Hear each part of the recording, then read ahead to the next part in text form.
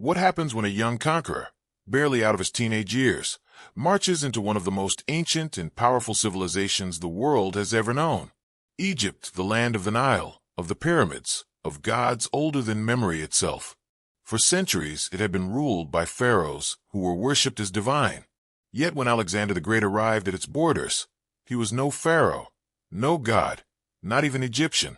He was a foreign invader, and yet, within months, he would be crowned pharaoh of Egypt.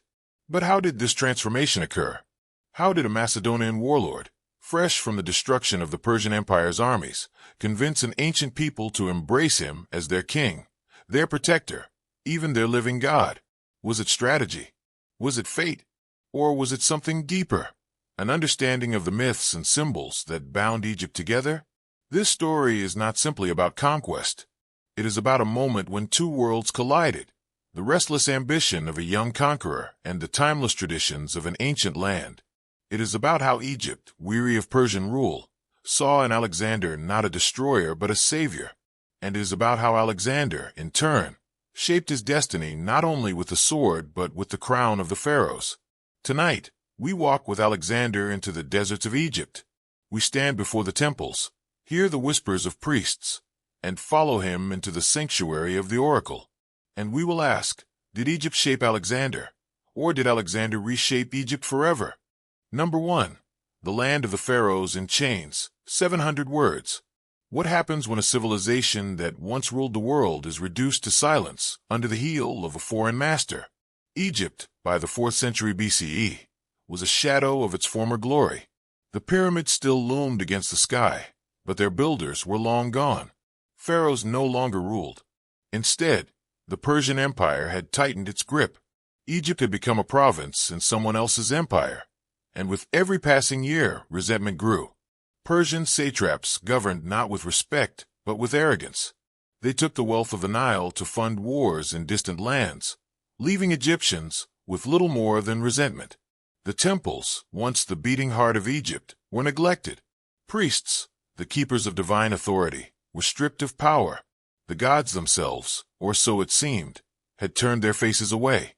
And yet, even in chains, Egypt remembered. Every farmer tending the fertile Nile soil, every scribe carving hieroglyphs, every priest lighting incense before ancient statues, they all carried in their hearts the memory of freedom. They longed for a savior, someone who would not merely rule them, but restore their gods, their pride, their dignity. Then, in 332 BCE, the horizon shifted. News swept across Egypt. A young Macedonian king named Alexander had crushed the Persian army. City after city had fallen before him. Tyre had burned, Gaza had been shattered, and now his army marched south, into the land of the Nile. What did the Egyptians expect? Another conqueror who would strip them of what little they had left? Or could this outsider be different? Alexander understood the moment. He had studied history. He knew the symbolic weight of Egypt. He knew he could not simply march in with iron and fire. To win Egypt, he had to win the hearts of its people. And so, when Alexander entered, he came not as a destroyer, but as a restorer. He honored their gods, offered sacrifices at their temples, and treated their priests not as obstacles, but as allies. The Egyptians, weary of Persian contempt, saw in him something they had not seen for generations: respect. This was the first step of his transformation, from invader to pharaoh. But Egypt's heart was not easily won. A single mistake could have turned admiration into revolt. The question hung heavy. Would this Macedonian warrior prove himself worthy of the double crown of Egypt? As Alexander advanced deeper into the Nile Valley, all eyes watched. And at Memphis, the ancient capital of kings, his true test awaited. Number 2. The march into Memphis, 700 words.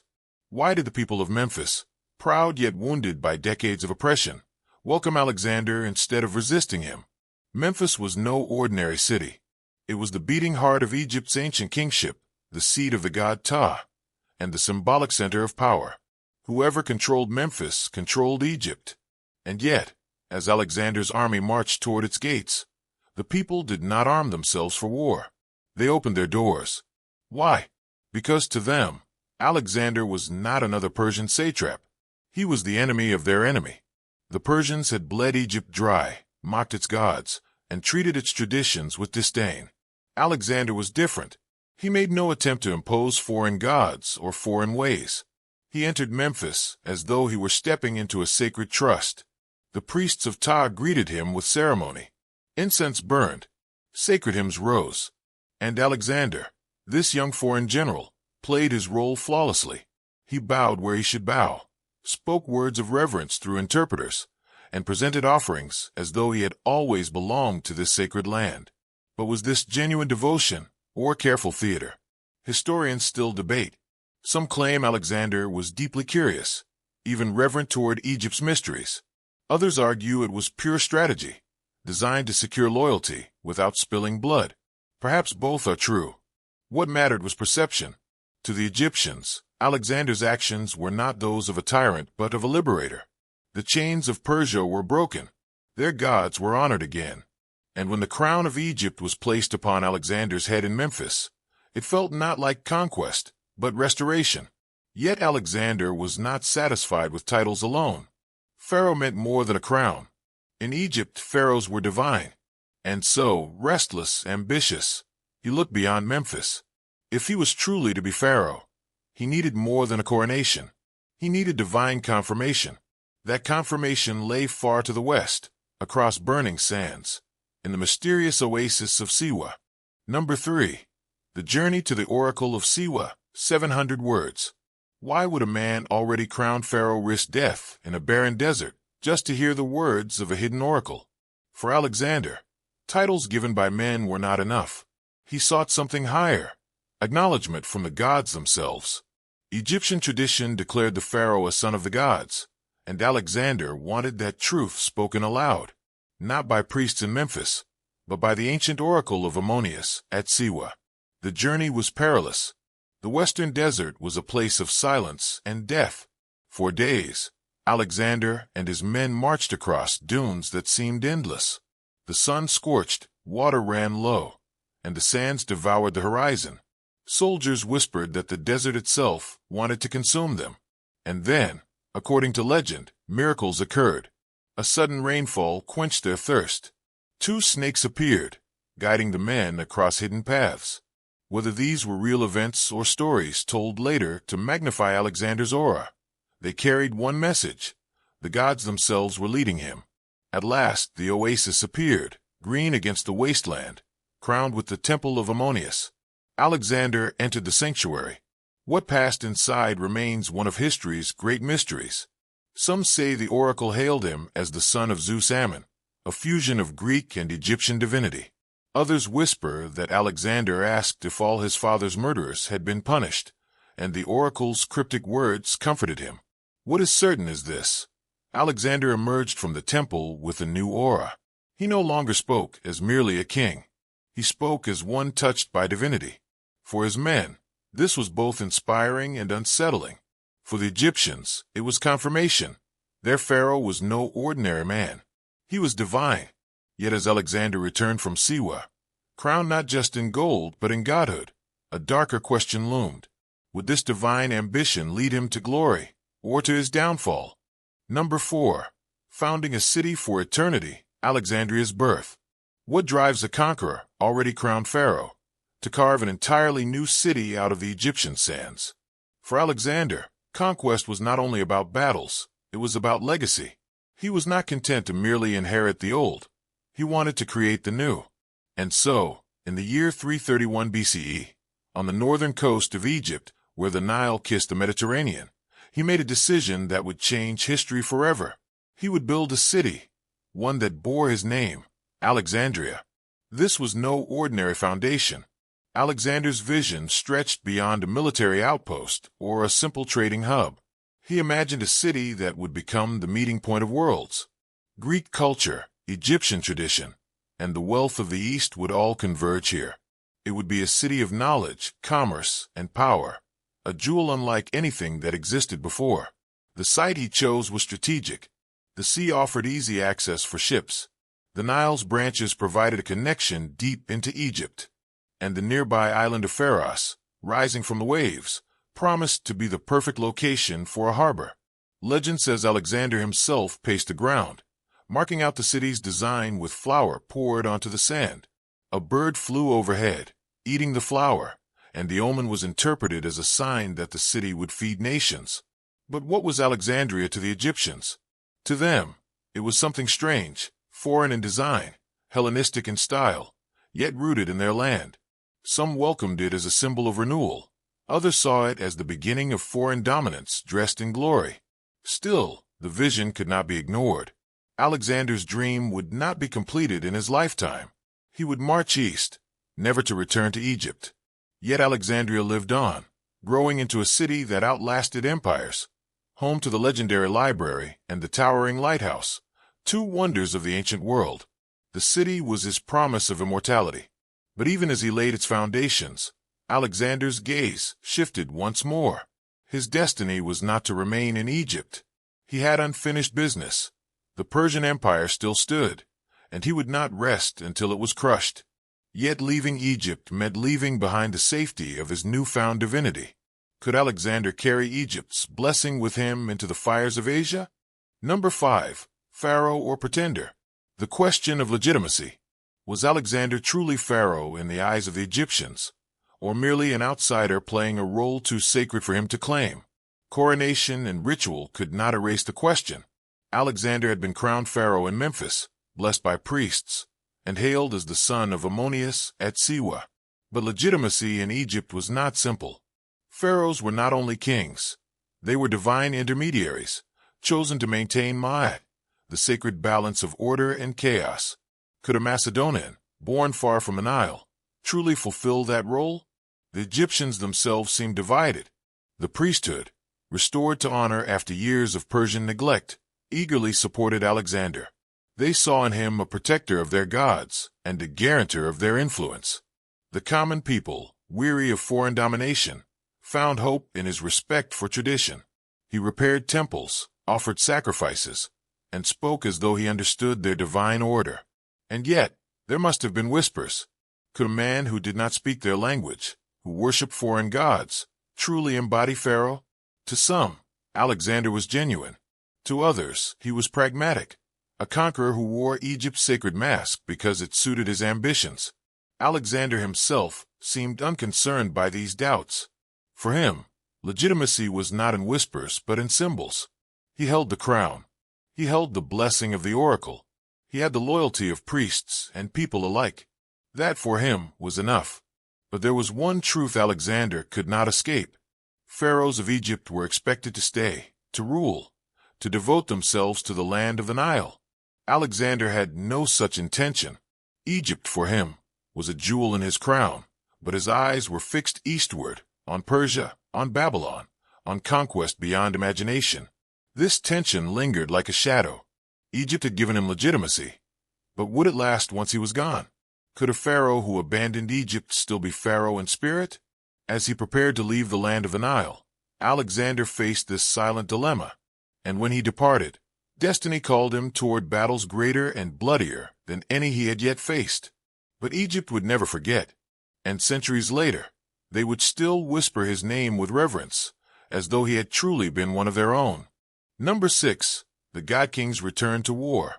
Would the divine mantle of Pharaoh protect Alexander when he returned to the battlefield, or would war strip away the aura he had gained in Egypt? By 331 BCE, Alexander's time in Egypt was at its end. He had been crowned Pharaoh, blessed by Ammonius, and immortalized in stone as Egypt's savior. But Alexander was never one to rest. His true enemy was still ahead, Darius III of Persia, the king whose empire had once ruled Egypt with an iron fist. When Alexander marched out of Egypt, he left behind temples restored, priests satisfied, and a new city rising on the coast. Yet he also left behind a sense of unfinished promise. Egypt had embraced him, but only for a fleeting moment. Would it remember him as Pharaoh, or as the foreign conqueror who vanished into the east? The campaign that followed would test everything Alexander had gained.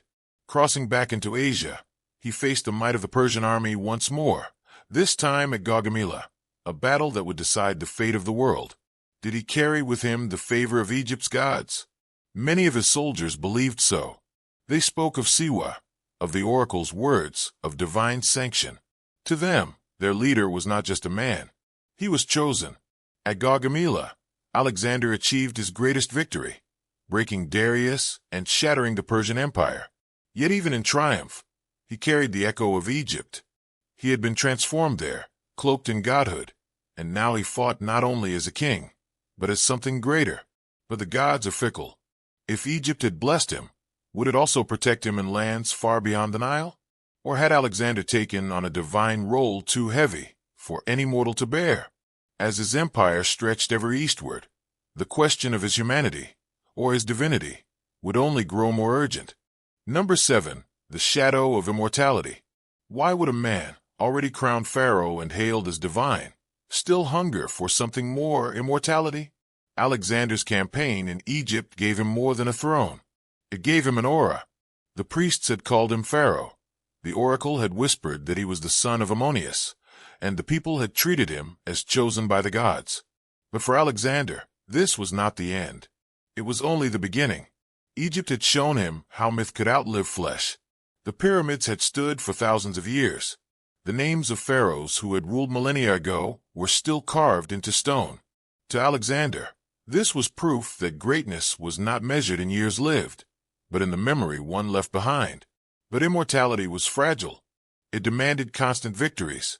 If Alexander ever faltered, if he was ever defeated, his divinity would unravel like smoke in the wind.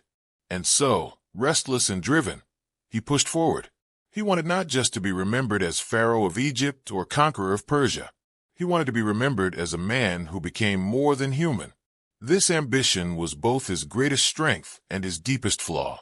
His men admired him, but they also feared the distance growing between them and their king. Was he still their commander, or had he become something untouchable, a god in mortal flesh? The Egyptians had planted the seed of immortality in him, but as he marched farther east, that seed began to grow into something darker, a hunger that could never be satisfied. And behind this hunger loomed a question as sharp as a blade. Could any mortal, no matter how great, truly escape the limits of human fate?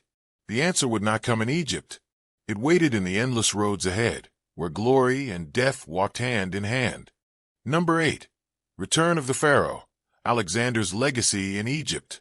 When Alexander left Egypt to march eastward, did his shadow linger along the Nile, or did Egypt forget him as just another passing conqueror?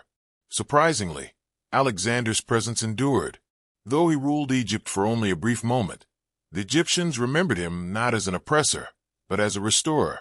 He had honored their gods, rebuilt their temples, and given them hope after years of Persian neglect. To many, he was truly Pharaoh. The city he founded, Alexandria, became a living monument to his vision. It grew into a beacon of knowledge, home to the legendary library and the colossal lighthouse, one of the 7 wonders of the ancient world. From its harbors sailed ships that carried Egyptian grain to feed the world.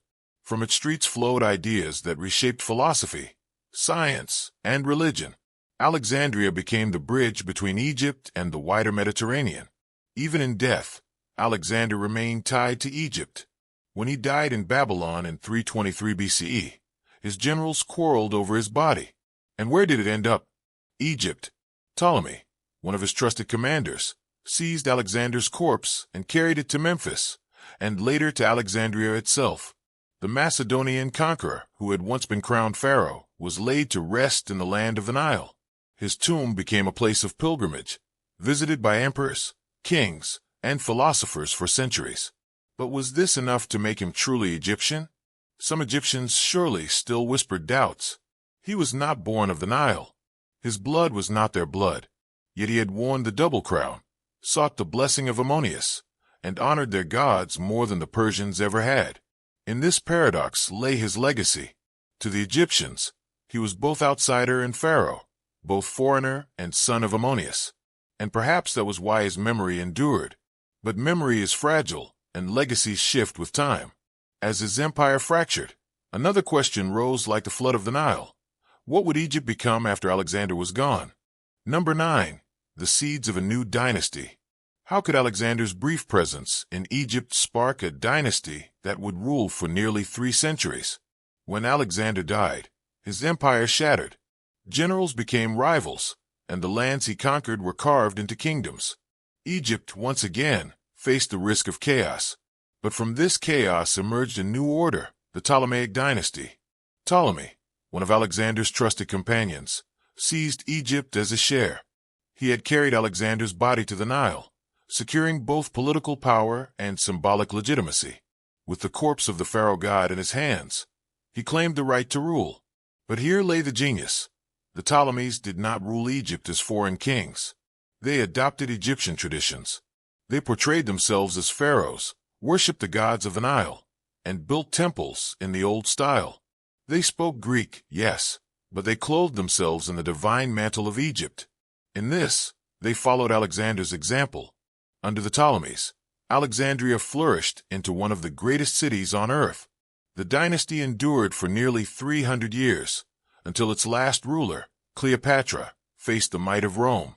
And yet, all of this, the dynasty, the culture, the power, was rooted in Alexander's brief campaign. It was Alexander who showed that a foreign ruler could become pharaoh by honoring Egypt's gods and traditions. It was Alexander who tied Greek and Egyptian culture together into something new, something lasting. Without him, the Ptolemaic dynasty might never have taken root. But what would Alexander think if he could have seen the world centuries later? Would he have been satisfied that his vision endured, or would he have mourned that it was others, not he, who reaped the fruits of his dream? As Egypt thrived under his successors, one truth remained. Alexander had changed Egypt forever, and in turn, Egypt had changed him. Number 10. The pharaoh who was not Egyptian. Can a man who never truly belonged to Egypt still be remembered as one of its pharaohs? Alexander's Egyptian campaign lasted less than a single year. Compared to the millennia-long history of the Nile, it was a fleeting moment, a shadow passing over the sands. And yet, that moment changed Egypt forever. In that year, Alexander restored dignity to a land broken by Persian oppression. He honored the gods, rebuilt the temples, and crowned himself pharaoh in Memphis. He braved the deadly desert to hear the words of the oracle at Siwa, emerging with the aura of a divine sun. He laid the foundations of Alexandria, a city destined to outlive him and shape the world. And yet, Alexander was not Egyptian. He did not grow up beneath the gaze of the Nile, nor did he speak the language of the people he ruled. His ambitions lay elsewhere, beyond deserts and temples. For him, Egypt was not an end, but a chapter in his relentless pursuit of glory. Still, Egypt embraced him. They accepted his reverence for their gods, his respect for their traditions, and his role as their liberator. They crowned him pharaoh, not because he was Egyptian, but because he gave them something they longed for: hope. After his death, Egypt remained at the heart of his legacy. His body was brought there, enshrined first in Memphis, later in Alexandria. His tomb became a beacon, drawing emperors, kings, and conquerors who wished to look upon the face of a man who was said to be touched by the gods. Even when Rome rose and Greece declined, Alexander's shadow remained carved into the stones of Egypt. So was he pharaoh. History answers both yes and no. He was pharaoh in crown, in ritual, in memory, but not in blood. And perhaps that is what makes his story so compelling. Alexander became pharaoh not by birthright, but by sheer force of will. He stepped into Egypt's sacred narrative and, for a moment, rewrote it in his own name. But that rewriting came with a question that still lingers. Did Alexander shape Egypt, or did Egypt shape Alexander? Did he leave with divine confidence because of Siwa's oracle, or would he have claimed godhood regardless? We cannot know for certain. What we know is this. In Egypt, Alexander ceased to be only a man. He became a figure of myth, straddling the line between king and god. And myths, unlike men, never die. Conclusion.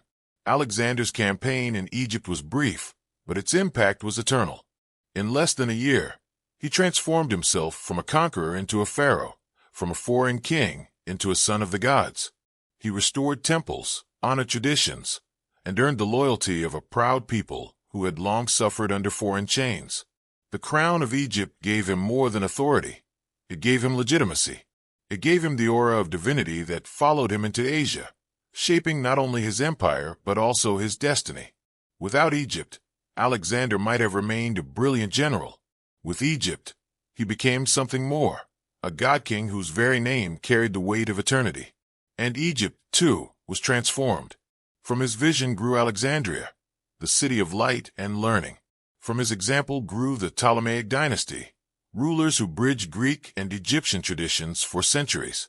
In the end, Alexander did not live to see his city flourish, nor his legacy unfold. But perhaps that was never the point. Perhaps, in Egypt, he found what he truly sought, not just conquest, but immortality. And so, the foreigner became Pharaoh. And Pharaoh, in turn, became legend,